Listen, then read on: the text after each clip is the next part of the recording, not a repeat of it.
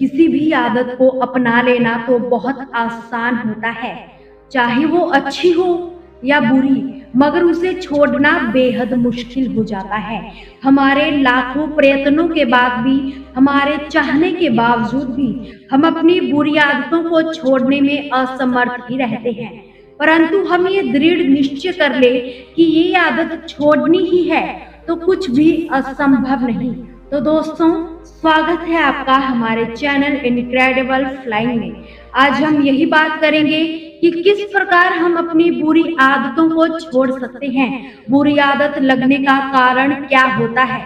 सुमित नाम का एक लड़का था। उसे काफी बुरी आदतें और नशे की आदत थी, परंतु वह उसे छोड़ना चाहता था, मगर वह उसे चाहकर भी छोड़ नहीं पा रहा था। किसी ने उसे एक बौद्ध भिक्षु के बारे में बताया जो किसी भी बुरी आदत को छुड़वा सकते थे।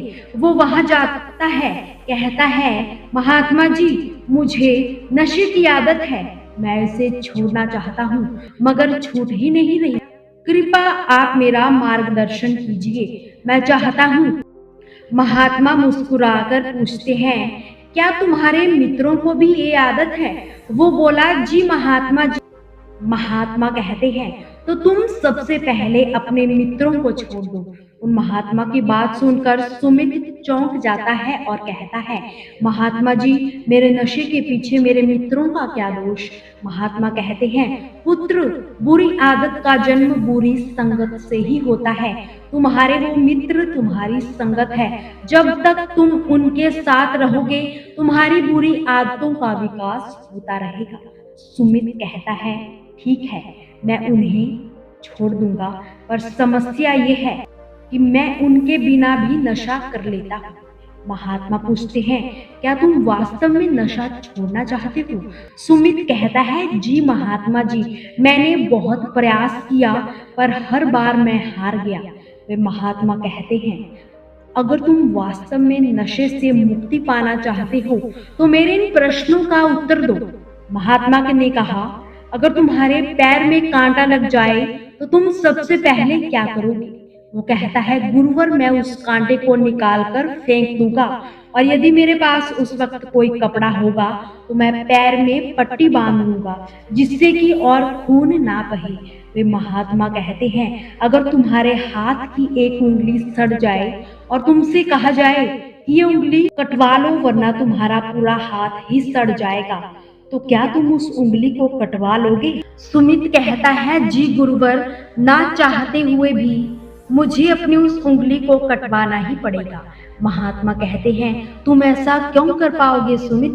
तो वो कहता है कि मुझे साफ दिख रहा है कि कांटा लगे रहने से और उंगली के सड़े रहने से मेरे साथ क्या हो सकता है। वे महात्मा कहते हैं, बस यही मैं तुम्हें समझाना चाहता हूँ कि जिस प्रकार तुम उंगली को कटवाने को तैयार हो, कांटा निकाल कर फेंक दे रहे हो, ठीक उसी प्रकार तुम्हें इसी क्षण अपनी बुरी आदत को त्यागना होगा। इसके अलावा कोई और रास्ता नहीं है बुरी आदतों से मुक्ति पाने का। कांटे का दर्द दिख रहा था, हाथ का सड़ना भी दिख रहा था, लेकिन इस नशे के कारण तुम्हारे भीतर जो हो रहा है वो देखने में तुम असमर्थ हो। इसी कारण तुम इसे छोड़ ही नहीं पा रहे हो। किसी भी बुरी आदत को त्यागने का केवल एक तरीका है, उसे उसी क्षण पल छोड़ दो। अगर आज नहीं छोड़ पाए तो कल छोड़ पाना असंभव हो जाएगा। संकल्प लो, अपने आप से प्रॉमिस लो और उसे छोड़ दो। जिस प्रकार कांटा निकाल कर फेंका था, अगर मुश्किल लगता है तो जूझते रहो। धीरे धीरे आदत को छोड़ने का कोई तरीका ही नहीं है, क्योंकि धीरे धीरे तो बुरी आदत का विकास होता ही रहता है। हर बीतते पल के साथ ये बुरी आदत मजबूत हो रही होती है। इसलिए अगर छोड़ना चाहते हो तो आज और अभी छोड़ दो, वरना कभी नहीं छोड़ पाओगे। किसी भी बुरी आदत को छोड़ने का केवल यह तरीका है, तुरंत उसे छोड़ दिया जाए। सुमित को समझ आ जाती है और वह उस नशे की जिंदगी से मुक्त हो जाता है।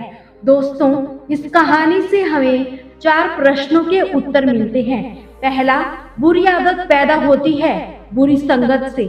दूसरा, अगर बुरी आदत को छोड़ने में समय लगाया तो उसका विकास होता चला जाएगा, इसलिए उसे आज और अभी ही छोड़ दो।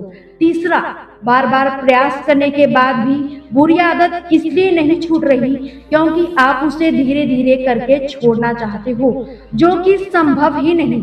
और चौथा, अगर बुरी आदत छूटेगी तो अभी और इसी क्षण छूटेगी, वरना छूटेगी ही नहीं। तो दोस्तों, उम्मीद है आपने इस कहानी से कुछ जरूर सीखा होगा और आप भी इस नशे की जिंदगी से मुक्त हो सकोगे। तो दोस्तों, मिलते हैं ऐसी ही प्रेरणादायक वीडियो में। हमसे जुड़े रहने के लिए हमारे चैनल को सब्सक्राइब जरूर करें।